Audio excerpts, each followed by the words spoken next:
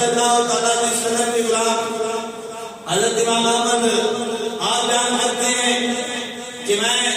ایک رات سویا تو خواب میں مجھے الہام ہوا، رب سے ملاقات ہوئی تو میں نے رب سے پوچھا اے اللہ رب العالمین میں خالق کائنات کون سا ایسا عمل ہے کہ جس سے اے اللہ تیرا قرب زیادہ ملتا ہے،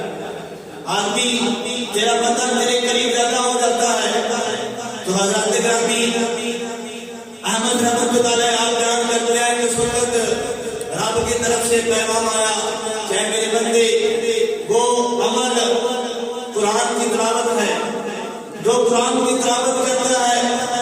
جتنی تلاوت کرتا ہے اللہ اس سے اتنا قرب ادا کرتا ہے، جتنی تلاوت کرے گا اللہ اس سے اتنا قرب ادا کرے گا، اور یہ عمل ہمیں پتہ چلے تو ہم پھر رب کے قرب سے دور رہیں۔ حضرت گرامی ہمیں چاہیے کہ قرآن کی زیادہ سے زیادہ تلاوت کریں تاکہ رب کے قریب ہو جائیں، اور رب کے قریب تو ہوگا وہ دنیا میں بھی کامیاب ہے اور آخرت میں بھی کامیاب ہے، وہ گناہ سے بچتا رہے گا،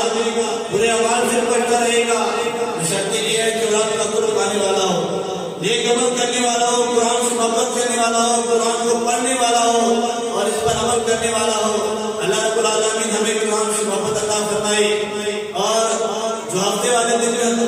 سویڈن کے اندر لوگوں نے قرآن کو جلایا اللہ نے حلال فرمائے،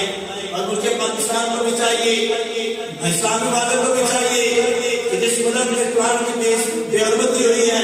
قرآن کو جلایا گیا ہے، وہ ان سے تعلقات کو ختم کیا جائے۔